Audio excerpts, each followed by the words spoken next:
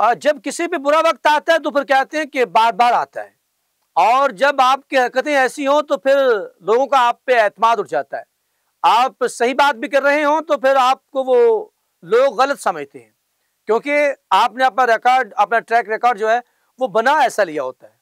कुछ ऐसा ही जय शाह के साथ भी होने जा रहा है।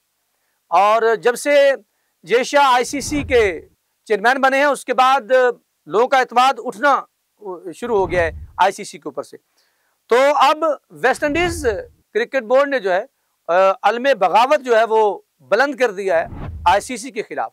बेसिकली ये आईसीसी के खिलाफ नहीं है, ये बेसिकली जय शाह के खिलाफ है, क्योंकि जय शाह जब से आए हैं, इससे पहले हम आपको बता चुके हैं कि जो साबका आईसीसी के चेयरमैन थे उन्होंने ये बात कही थी कि जो आईसीसी है वो इंडिया की कठपुतली बन के रह गई है।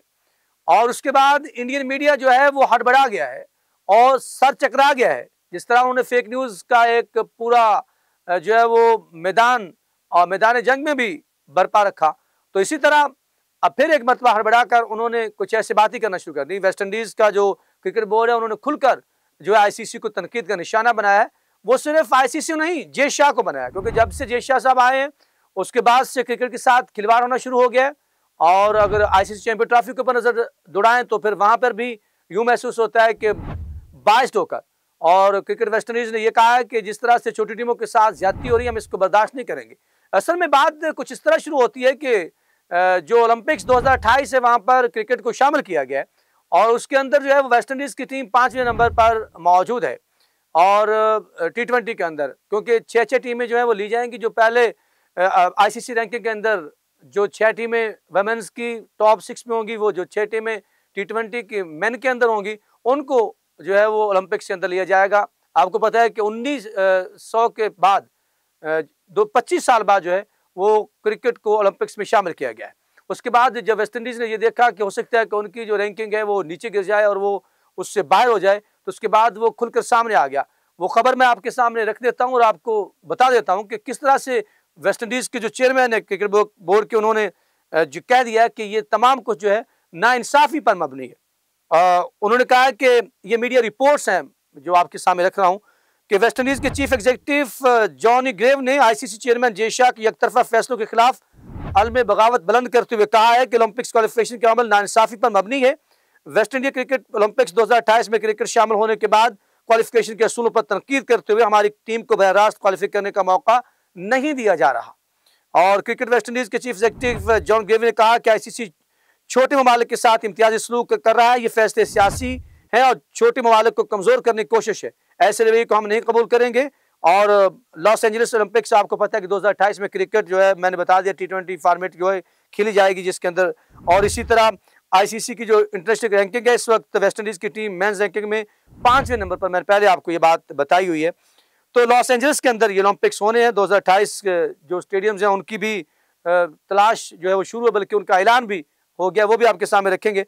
तो ये तमाम बातें जब आईसीसी को जो है आड़े हाथों लिया क्रिकेट वेस्ट इंडीज़ के चीफ एग्जीक्यूटिव ने, तो उसके बाद जो है वो उनका मीडिया भी इंडिया का जो है वो अपने रवायती हथकंडों पे उतर आया, बुरा भला कहना शुरू कर दिया। उससे पहले जिस तरह से मिस्टर जॉनसन ने एक बयान दिया कि आईपीएल के अंदर जो है वो ज़िंदगी से बढ़कर कोई चीज़ नहीं है, तो उसका मीडिया जो है वो तलमला उठा था। इसी तरह इस खबर के ऊपर भी जो है वो भारतीय मीडिया की चीखें जो हैं वो निकल पड़ी है, रोने लग पड़ता है। और उसमें न्यूज़ से ज़्यादा ख्वाहिश खबर नहीं, ख्वाहिश ज़्यादा लेके आ जाता है और उसी ख्वाहिश को लेके वो चल रहा है और उसकी चीखें बुलंद होना शुरू हो गई है कि एक दर्द सर जाता नहीं और दूसरा शुरू हो जाता है, क्योंकि अभी आईपीएल जो है वो डूबता हुआ दिखाई दे रहा है। वहां पर जो है वो पूरा जोर लगाया जा रहा है, दबाव डाला जा रहा है और प्लेयर्स को और क्रिकेट बोर्ड्स के ऊपर जो है, लेकिन वहां पे जख्मी खिलाड़ी जो हैं वो भी आना शुरू हो गए हैं। वो उसकी वजह यही है कि जिस तरह से जय शाह ने दूसरे क्रिकेट बोर्ड्स के ऊपर दबाव डाला, उसके बाद यू टर्न्स लिए बड़े खिलाड़ियों ने, लेकिन कुछ खिलाड़ियों ने हिम्मत का मुजाहरा किया और उन्होंने आने से इनकार भी कर दिया। तो यहाँ पर जो वेस्ट इंडीज़ ने ये बात की है कि आप छोटे ममालिक के साथ, आप दूसरे ममालिक के साथ जो है वो इम्तियाजी जो है सलूक करते हैं। तो उसके बाद भारतीय मीडिया इसकी ताक़ीद किए बगैर, जिस तरह वो पहलगाम के ऊपर उसने फिर उस कॉन्फ्लिक्ट के अंदर जिस तरह से उन्होंने बोंगियाँ मारी, मैं ये कहूँगा ये लफ्ज़ उनके लिए बड़ा सादिक आता है, बोंगियाँ मारी, फिर वो बोंगियाँ मारने पर उतर आया और वो बोंगियाँ मारते मारते जो है वो पहले इंडिया की उसने धुलाई करवा दी है और अब क्रिकेट के अंदर भी जो है वो रुस्वा होता दिखाई देता है। और क्रिकेट बोर्ड ने अगर इस तरह की बात हुई तो पहले भी बहुत से क्रिकेट बोर्ड जो हैं वो इसके ऊपर बात कर चुके हैं। जैसे आपको पता है कि जनूबी अफ्रीका के क्रिकेट बोर्ड ने जो है आईपीएल के अंदर अपने प्लेयर्स को भेजने से इनकार किया, लेकिन दबाव डालकर और जोर जबरदस्ती जो है वहां पर उनके ऊपर खिलाड़ियों को बुलवाया गया, तो आखिर उनको यूटर्न लेना पड़ा। तो यहाँ भी देखना है कि क्या क्रिकेट वेस्ट इंडीज जो है वो इसी तरह आवाज उठाती रहेगी। इसके साथ श्रीलंका भी ऐसे है, जिम्बाब्वे है, फिर दूसरी छोटी टीमें हैं और जो उनके साथ इम्तियाजी सलूक बढ़ता जा रहा है। ये तो बड़ों को बख्श नहीं रहा। जेशा जब से आए हैं तो मैंने आपको पहले भी हवाला दिया है कि जो साबिक चीफ चेयरमैन आईसीसी हैं वो इस बात का बरमला एक मैगजीन को इंटरव्यू देते हुए कह चुके हैं कि जो भारतीय क्रिकेट बोर्ड है उसका बहुत बड़ा जो है वो एक असर रसूख है और आईसीसी भारतीय क्रिकेट बोर्ड की कठपुतली बनकर रह गया है।